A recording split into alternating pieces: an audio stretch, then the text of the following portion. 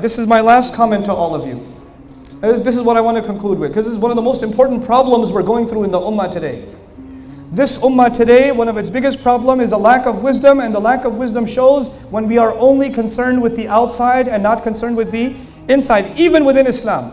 Even within Islam. A good boy is a boy who memorized the entire Quran. That's on the outside. A good person is someone who has a lot of ilm. That's on the outside. That's not on the inside. You could have a lot of ilm and still be a terrible human being. Is it possible? You could still be a hafiz of Quran and care nothing about Allah and His Messenger. Is that possible?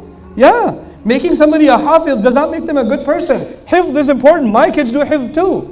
But hifz is only one small part of the equation. We have to fix what is on the inside. That is really, really important. More important than anything else. Anything else. People say you have to have, until you have a lot of ilm, you are not worth anything to Allah. I say, I don't know what Quran you are reading, but it's not the book I learned from. It's not the book I learned from. You know, Rasulullah sallallahu alaihi wasallam was reciting Quran and some jinn passed by. You know the story? He was reciting Quran and jinn passed by, and the jinn heard the Quran. وَإِذْ صَرَفْنَا إِلَيْكَ نَفَرًا مِنَ الْجِنِّ يَسْتَمِعُونَ الْقُرْآنَ فَلَمَّا حَضَرُوهُ قَالُوا أَنْصِتُوا فَلَمَّا قُضِيَ وَلَّوْا إِلَىٰ قَوْمِهِمْ مُنذِرِينَ. A group of them passed by, Allah made them pass by, and when they heard the Quran, they said, shh, what is that? And when the whole recitation was done, they went back to their nation, and they started giving them da'wah. How long did the jinn listen to Quran? A few minutes? Did they get a degree in tafsir? Did they get a degree? Where did they get the ijazah and tajweed from? Where did these jinn who learned Quran for how long? How long? Few minutes. And then what happened next? They went back to their nation and started inviting their nation to the book of Allah. And their da'wah was so beautiful that Allah made it part of the Quran. It's in the Quran that we learn their speech. Are these jinns ulama? Are these jinns fuqaha? No. These are regular jinn, regular people in their own species. But you know what makes them amazing to Allah? Their sincerity. Their sincerity. We like to make the religion complicated. Allah makes the deen of Allah easy, simple, beautiful. So much so that even a jinn can understand it. And they don't even have a PhD. They can understand it. We like to complicate things.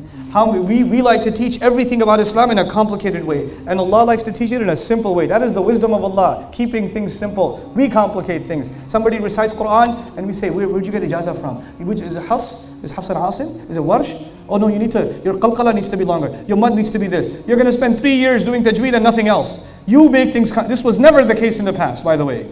Never the case. We like complicating things. We become obsessive compulsive about something. Allah doesn't do that. Allah keeps things simple, easy. Somebody says, I'm a Muslim. Oh yeah, you're a Muslim? What's your aqidah? That I'm a Muslim. No, but what do you believe? La ilaha illallah. No, but which aqidah book did you read? I didn't read an aqidah book. I just know that Allah is one. No, akhi, you have to study aqidah. You have to go in depth. You have to go so in depth. Okay, wait, hold on a second. Let's take a step back. Ibrahim alayhi salam.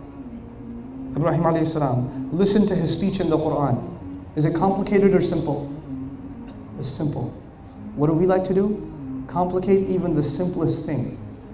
We love it. We love complicating. And I'm not saying don't study aqidah. For the tulabul ilm that are going to be mutamayyiz, that are going to be advanced students, go study it. But for the rest of the people, please leave them alone. Keep things simple.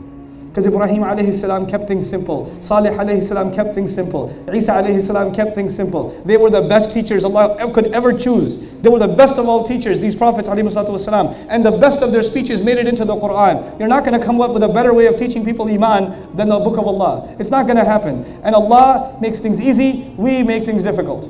Wallahi, we do that. We are hard on people, Allah is easy on people.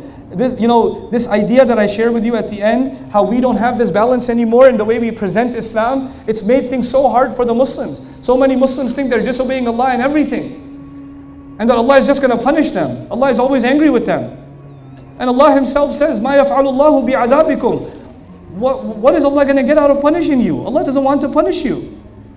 We have to spread the rahmah of this deen again. The rahmah of this book again. This rain has to fall again. Rain itself is a rahmah from Allah, yes or no? Yes. So the Quran is a rahmah from Allah, yes or no? Last point.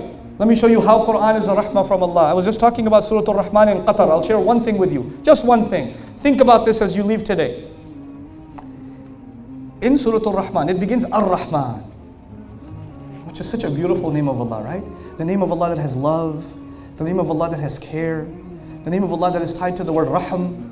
What a beautiful name of Allah. This girl came to me in Boston. She said, I left Islam.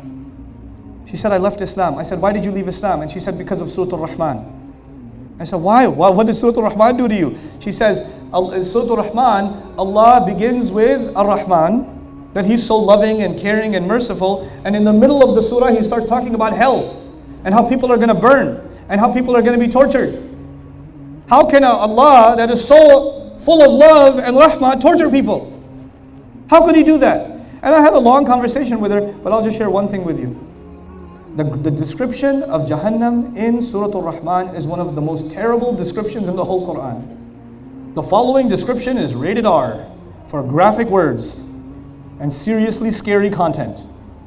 You will listen to those words when people are being boiled alive, and then when they're being boiled, they look at the fire on the other side and say maybe the fire is better. So they leave the boiling water and they run towards the fire. The fire burns them so hot, they can see the boiling water. They say, no, I should go towards the boiling water instead. Oh my God, what a horrible, horrible description of what is going to happen in Jahannam. And does it scare you, by the way? Does that scare you at all? Because it scares me. And as soon as you get scared, what does He say? وَلِمَنْ خَافَ مَقَامَ رَبِّهِ جَنَّتَانِ. Whoever got scared of standing in front of his Rabb, he gets 2 Jannahs. The whole point of scaring you was to guarantee you Jannah. That was the whole point. He scared you and said, did you get scared? Okay, then you get 2 Jannahs. SubhanAllah.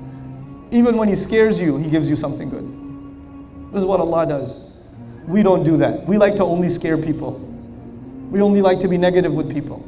This is a depressing time for the ummah. It is in need of a positive message. And there is no more a positive message than the book of Allah that begins with Alhamdulillah. The words Alhamdulillah, when that means that we are grateful to Allah and we are appreciative of Allah for everything. No matter how bad things are, we will stay positive, because every single salah we begin with what? Alhamdulillah. That means we have to be positive people. We cannot be depressed people and negative people and angry people and judgmental people. We have to be grateful and positive people. This is the message of Allah's book. This is the wisdom that we have to internalize. I pray that Allah Azza wa Jal gives you the strength to benefit and be of benefit to others through the wisdom of Allah subhanahu wa ta'ala's book. And I pray that Allah Azza wa Jal gives all of us the ability to become examples for what this book is supposed to represent, for the beautiful legacy of the Messenger sallallahu alaihi wasallam.